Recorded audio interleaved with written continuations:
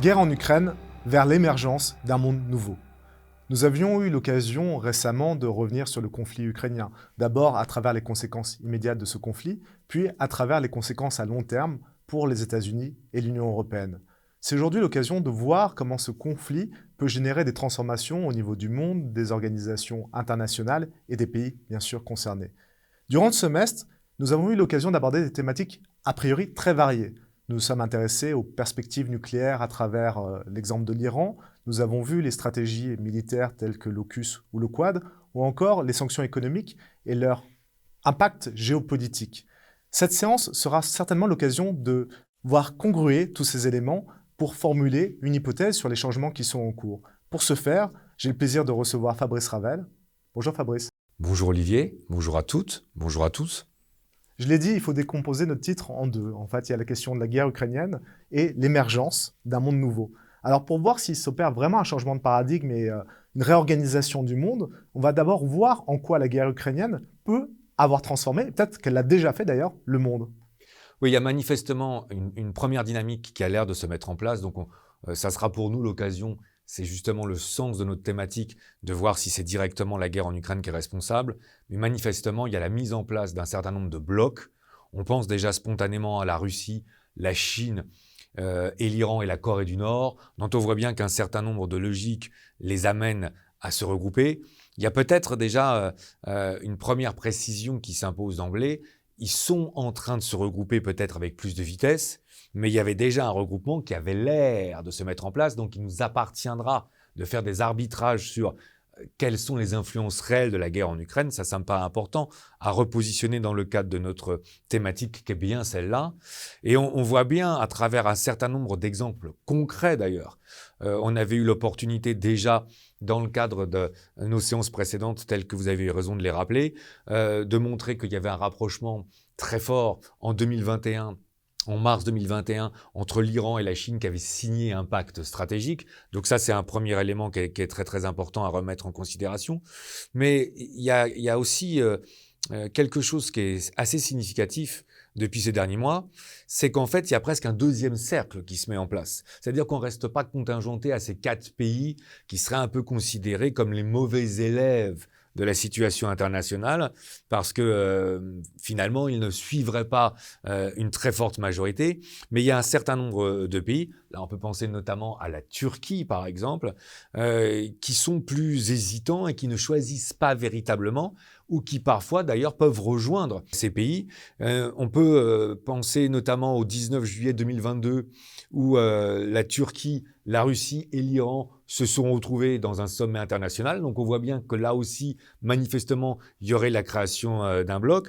Et ça se fait là aussi dans la continuité d'un processus qui avait été lancé en 2017 entre ces 3 pays et qui était plutôt sur les logiques, on appelle ça le processus d'Astana, sur les logiques de la Syrie.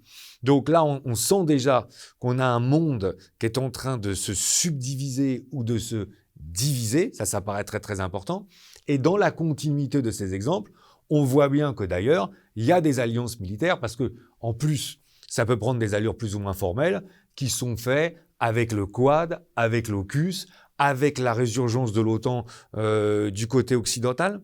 Mais ça va plus loin que ça parce que, en fait, c'est vrai qu'il y a 2 pays de tradition relativement neutres. Ça, c'est des sujets qu'on avait abordés aussi sur une séance de l'année dernière. La neutralité en géopolitique. On pense évidemment à la Suède et à la Finlande qui ont officiellement posé leur candidature pour rentrer à l'OTAN. Quand on se rappelle des hésitations sur l'OTAN, en particulier sur la présidence française qui l'avait déclarée en mort cérébrale, ou même du président des États-Unis, Donald Trump, qui considérait que l'OTAN était vouée à la disparition parce qu'il trouvait que les partenaires européens n'apportaient pas une contribution suffisante d'un point de vue financier, c'est le fameux 2% du PIB. On a là affaire à un revirement, en tout cas semble-t-il, et on voit bien que là, il y a 2 systèmes de blocs qui ont l'air de se nourrir mutuellement. Ça, c'est quelque chose d'assez classique. On voit déjà poindre quelque chose de différent en géopolitique par rapport à un événement qui serait purement nouveau. Et on voit bien qu'on a une sorte de blocs qui se nourrissent l'un l'autre et qui seraient amenés donc à un monde qui serait plus fracturé. Et puis, il y a un troisième point qui me paraît intéressant à soumettre à l'attention de nos auditeurs. et qui est relatif à une conséquence du 20e congrès du Parti communiste chinois, parce que ça, je trouve que ça n'a pas été assez mis en avant en termes de conséquences internationales, si vous me le permettez. Évidemment, il y a beaucoup d'observateurs qui ont remarqué, ça c'est plus d'ailleurs dans le cadre d'une analyse de sciences politiques à l'intérieur de la Chine, qu'il y avait Xi Jinping qui était dans la volonté de raffermir son pouvoir ou d'asseoir davantage son pouvoir en contrôle sur la société chinoise. Bon. Et donc, ce qui est assez intéressant, c'est qu'on voit bien qu'il y a une société qui a l'air de se fermer, à la fois pour des questions sanitaires d'ailleurs, sur des logiques de la Covid, ou sur des questions économiques. Mais je trouve que par contre, il y a un autre élément qui n'est pas mis en avant, c'est que ça peut aussi être dû à la guerre en Ukraine, en ce que les Chinois voient bien que l'ensemble des paquets de sanctions, si vous m'autorisez cette terminologie, qui frappent la Russie, c'est une logique qu'il faut absolument éviter, du moins dans ses conséquences. Et donc, on est en train de revenir à une stratégie de fracture, de séparation ou d'isolement, telle que d'ailleurs elle est un grand classique dans l'histoire chinoise. On peut penser soit à la Grande Muraille, pour une période qui est plus ancienne, soit à la période de Mao Tse-tung. Donc là, il y a un autre élément qui est en train de montrer qu'il y a une sorte de consensus international qui est en train de littéralement imploser. C'est que d'une part, il y a des logiques de bloc qui ont l'air de se réinscrire à nouveau, ce qui est très différent de ce à quoi on s'attendait il y a 15, 20 ans ou même il y a 10 ans, et qu'indépendamment de ces blocs, il y a même des pays qui ont l'air de vouloir, et pas des moindres quand même quand on évoque la Chine, qui ont l'air de vouloir s'arracher de ces logiques-là pour pouvoir mieux mener leur propre destin. Donc ça, déjà, ça peut effectivement laisser à penser qu'il y aurait une première série de conséquences qui seraient directement liées à l'Ukraine. Ce n'est pas les seules. Alors, première série de conséquences qui seraient liées à l'évolution des États et de leur implication géopolitique et la logique de bloc ou d'alliance qui est celle que vous avez décrite. Il y aurait un deuxième impact ou une deuxième évolution qu'il faudrait étudier, c'est au niveau des organisations internationales et la fabrication d'une communauté internationale fondée sur le consensus. Mais c'est, en fait, on est sur une deuxième logique, mais qui s'inscrit clairement dans la continuité de la première. Parce qu'on comprend bien que si on est effectivement sur un monde qui se fracture ou se reforme autour de blocs, alors par définition, c'est beaucoup plus difficile de trouver un consensus. Et là, il y en a un exemple, il y en aurait une multitude, mais qui me paraît particulièrement opportun de rappeler, c'est la difficulté justement que de trouver un consensus dans le cadre des sanctions qui sont prises par l'ONU à l'encontre de la Russie dans le cadre de la guerre qui s'est déclenchée le 24 février 2022. Ça aussi, c'est un élément que je trouve qu'on ne met pas assez en évidence en Occident, parce que peut-être on veut aller trop vite ou peut-être qu'on croit vouloir aller à l'essentiel. Mais moi, je rappelle qu'il y a beaucoup de pays qui se sont abstenus de sanctionner la Russie, et non des moindres. Et là, ça m'amène pour corroborer ce point dans un deuxième exemple. L'Inde, c'est un exemple qui me paraît très très important, s'est abstenue sur ce vote-là, de même que l'Inde a beau rejoindre le Quad, donc cette alliance qu'on avait évoquée militaire pour contrer la Chine, c'est pas ça qui empêche l'Inde d'acheter beaucoup plus d'hydrocarbures russes. Donc on voit bien que l'Inde est en train de se mettre dans une posture qu'on qualifierait plutôt d'intermédiaire. Et là, on voit bien qu'on n'est plus du tout dans une unanimité au niveau mondial, mais qu'on est plutôt dans le fait qu'il n'y a plus osmose au niveau international. Donc ça, me semble-t-il, c'est quand même deux conséquences majeures, telles qu'elles ont l'air d'être directement liées à la crise ukrainienne et au début du conflit en Ukraine le 24 février 2022. Oui, on est loin d'une communauté internationale fondée sur l'harmonie et la paix. Hein. On s'est éloigné du rêve kantien. Si on regarde, vous avez dit, les éléments sont contrastés, il faut quand même les interroger. On était dans l'émergence d'un monde nouveau, pourtant le vocabulaire que vous avez employé nous renvoie à un monde ancien, bloc, alliance. On a l'impression que c'est des stratégies qui existaient déjà au XXe siècle. Alors, c'est ça qui est intéressant parce que, évidemment, là, on pourrait dire la thématique est pratiquement close. Vous avez démontré que, effectivement, la guerre en Ukraine avait une incidence ou une influence majeure sur l'évolution d'un monde qui est nouveau. Ceci étant, si on reprend ces deux points, donc évidemment, on va s'efforcer de les prendre chacun séparément, on va se rendre compte qu'on peut amener des contre-arguments ou des contrepoints, ce qui va nécessiter par la suite une interprétation de notre part. Si on arrive déjà sur ces logiques de division, sur lesquelles d'ailleurs on pourrait surenchérir dans un premier temps. Parce que quand on lit un ouvrage de Jean-Pierre Cabestan, « Demain la Chine, guerre ou paix », Ce qui est assez intéressant, c'est que dans la continuité de nos propos précédents, encore une fois, entre la page 174 et la page 183, il évoque un tas de pays, la Malaisie, les Philippines, l'Indonésie, Brunei, le Vietnam, dont on sent bien, et là, ça se fait en dehors de tout travers idéologique, quand on voit la très grande diversité des pays tels qu'on les évoque, qui ont tendance à se regrouper autour des États-Unis parce qu'ils ont une sorte de crainte qui est proportionnelle à la montée en puissance de la Chine dans le sud-est asiatique.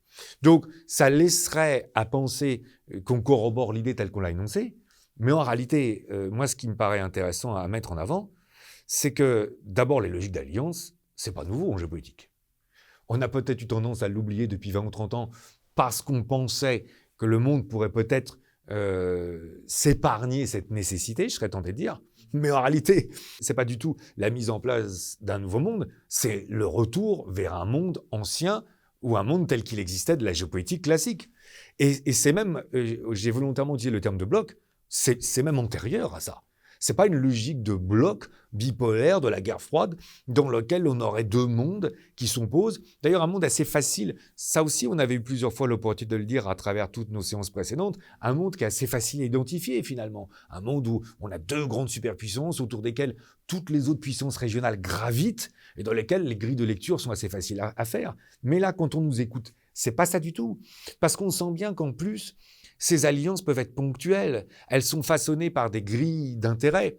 Quand on voit le rapprochement, par exemple, entre la Chine et l'Inde, on pourrait aussi faire remarquer que la politique de la Chine à l'encontre des religions, en règle générale, de par une grille de lecture marxiste, pour faire simple, ou une grille de lecture qui prétend débarrasser le peuple de toutes les dimensions religieuses, on voit bien que quand l'Iran et la Chine se rapprochent, l'Iran fait volontairement abstraction d'une politique quand même très très dure, pour pas dire de répression, au Xinjiang ou en face de la population des Ouïghours. Alors on pourrait me rétorquer qu'évidemment l'Iran étant chiite, elle fait peu attention à une population qui est sunnite, mais on voit bien qu'on fait totalement abstraction de ça.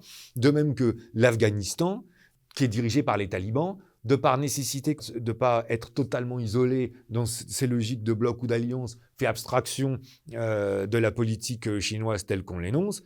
Et on est bien obligé de constater qu'entre la Turquie, l'Iran ou la Russie, il n'y a pas véritablement de consensus sur la situation de la Syrie, ce qui ne les empêche pas de se mettre d'accord de façon ponctuelle. Donc, moi, je n'ai pas du tout l'impression qu'on est sur une logique de bloc, j'ai l'impression qu'on est sur une logique d'alliance pré-1914.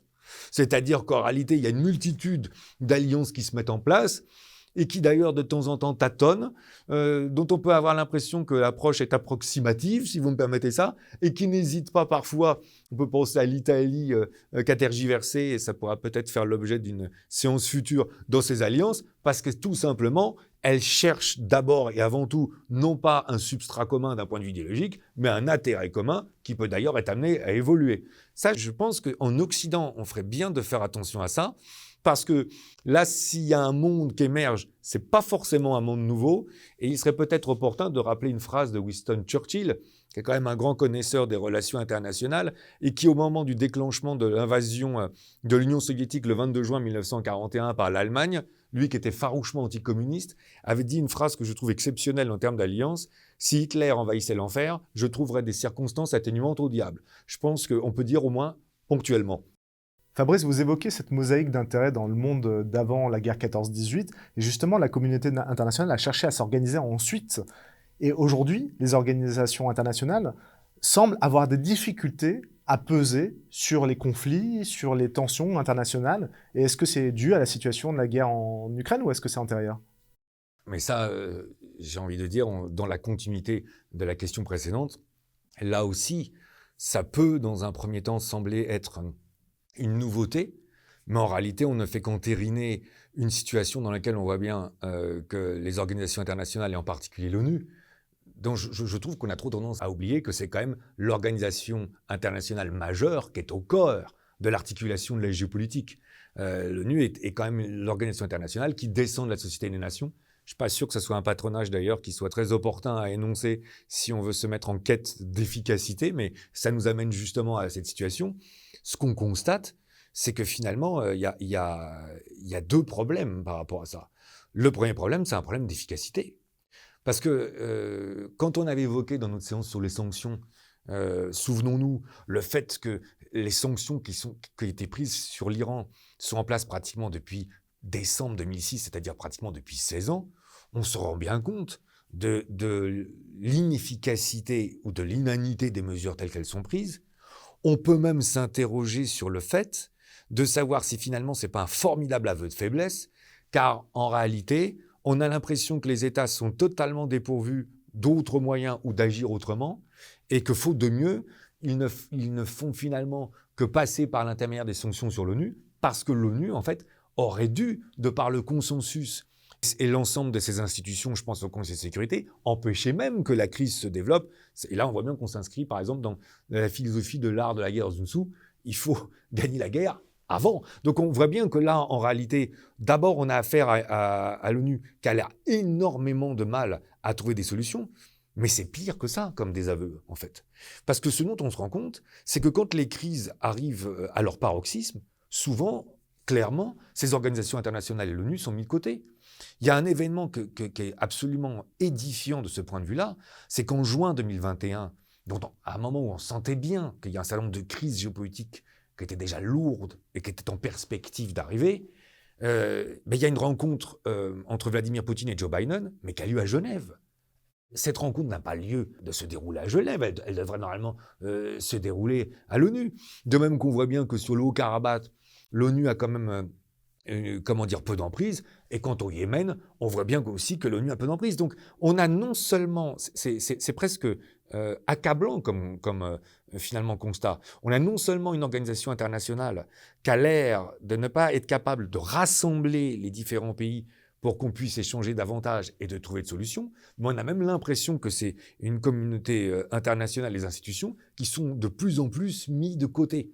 Mais ça aussi, c'est une grille de lecture relativement classique qui nous ramène sur une période là aussi pré-14, parce que quelque part, sans vouloir paraître trop dur, on peut au moins s'interroger sur le fait de savoir si on n'est pas en train, et il y a beaucoup d'observateurs qui sont en train de le souligner, dans une situation qui serait identique ou idoine avec la Société des Nations. Et quand on connaît le sort de la Société des Nations à la fin des années 30, c'est pas une comparaison qui est très très très flatteuse.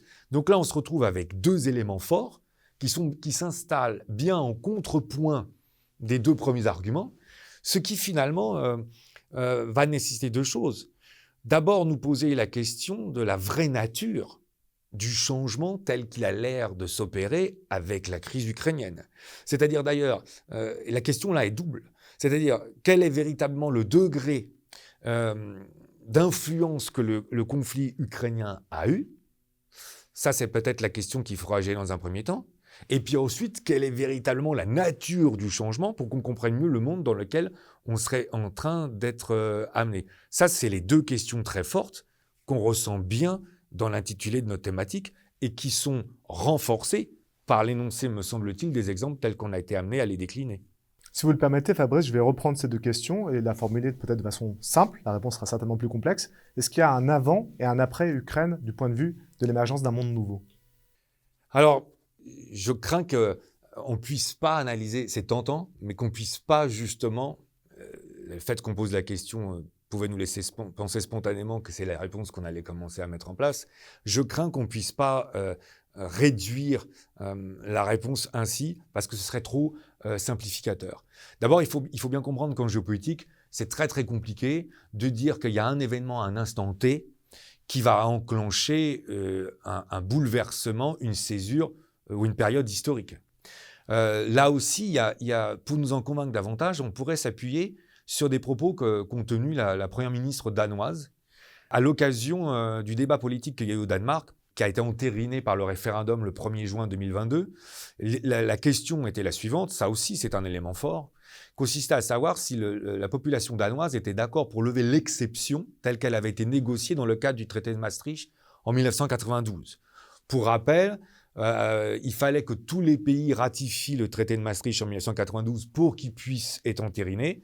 Si un seul pays disait non, comme il fallait l'unanimité, le traité ne pouvait pas être ratifié. Comme une première fois, la population danoise avait émis un vote négatif. Il y avait une nouvelle négociation. Et dans cette négociation, on avait accordé au Danemark un droit particulier qui consistait à ne pas participer à tout ce qui était lié à la politique européenne. Donc en fait, ce référendum du 1er juin 2022 se proposait justement de lever cette exception, ce qui a été fait de façon très très large. Mais ce qui est intéressant, c'est les propos de cette ministre danoise qui dit « dans des périodes historiques, il faut des décisions historiques ». Et donc là, on est clairement sur une période de rupture historique. En fait, me semble-t-il, l'événement déclenchement de la guerre ukrainienne ne peut pas être appréhendé de façon isolée.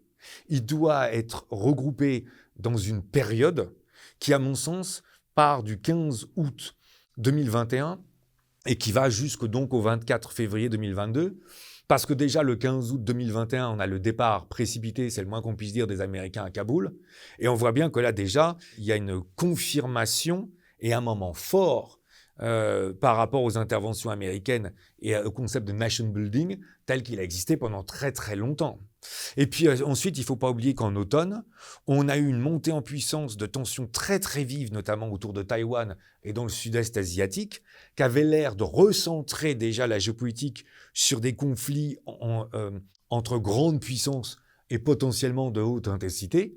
Et donc, dans la continuité, cette probabilité ou ce risque, finalement, n'ont été que entérinés ou confirmés par le déclenchement de la guerre. Et donc, c'est en fait toute cette période-là, qui est une période, me semble-t-il, de fracture ou de rupture qu'il faut prendre en considération, un peu comme quand on me dit, mais quand est-ce qu'il s'agit de faire remarquer que la guerre froide a commencé ou quand est-ce qu'il s'agit de faire commencer que la guerre froide c'est fini? Parce qu'on est quand même sur un bouleversement de cette amplitude-là, me semble-t-il. La guerre froide, on peut dire, bon, elle a commencé avec pour faire très très vite, elle a commencé avec la mort le 12 avril 1945 de Franklin Roosevelt parce qu'il était ami des soviétiques et que son successeur Truman détestait les soviétiques. On peut considérer que c'est le 6 ou le 9 août 1945 avec les bombes atomiques, car on sait bien malheureusement pour le peuple japonais qu'elles ont été lancées en partie en guise d'avertissement pour l'Union soviétique. On peut rappeler que c'est aussi le discours de Churchill à Fulton dans lequel c'est très célèbre, le rideau de fer est tombé sur l'Europe, de la Baltique à l'Adriatique. Et donc là, on voit bien qu'il y a une reconsidération de l'Union soviétique qui est plus traitée en tant qu'allié, mais en tant qu'oppresseur des peuples orientaux. Et puis enfin, c'est la reconnaissance le deuxième semestre 1949 par Harry Truman que les soviétiques ont la bombe. J'ai envie de dire, c'est le dernier acte. Et souvent, je dis aux étudiants, c'est pas une date là qu'il faut prendre en considération. C'est toute cette période où on sent que progressivement, on passe d'une situation de plus ou moins franche alliance entre les deux puissances à une situation de franche hostilité qui nous plonge définitivement dans la guerre froide. De même que la fin de la guerre froide, c'est la chute du mur 9 novembre 89 au discours de Mikhail Gorbatchev 25 décembre 91. Donc en fait, on est là sur une fracture qui met fin à une période qui justement irait du 25 décembre 91 jusqu'au 15 août 2021, où on a pensé qu'on pouvait se départir de la géopolitique classique.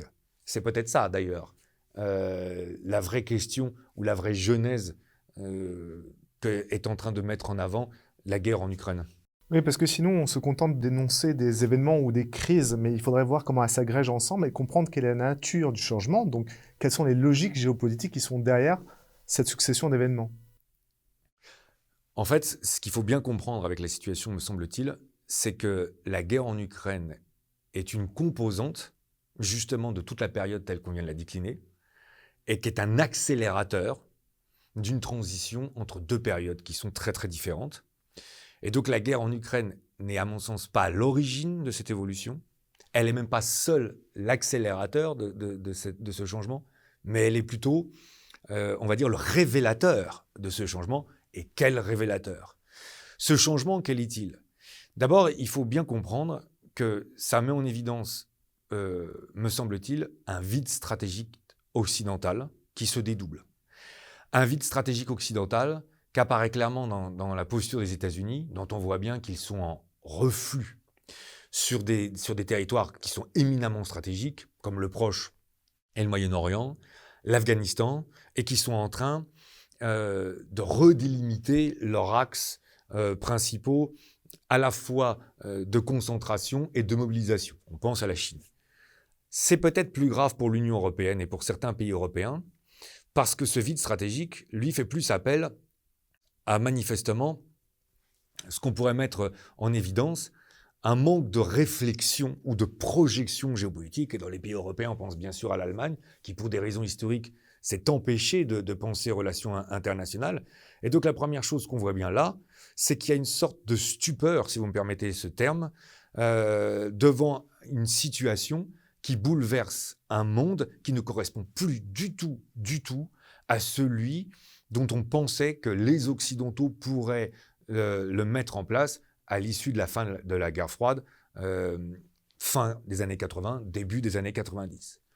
En fait, on a pensé que la paix serait définitivement installée, la guerre est de retour, et dans un contexte comme celui-là, la mise en place de la géopolitique, sa bonne compréhension et surtout la maîtrise des logiques qui sous-tendent la géopolitique sont de plus en plus indispensables.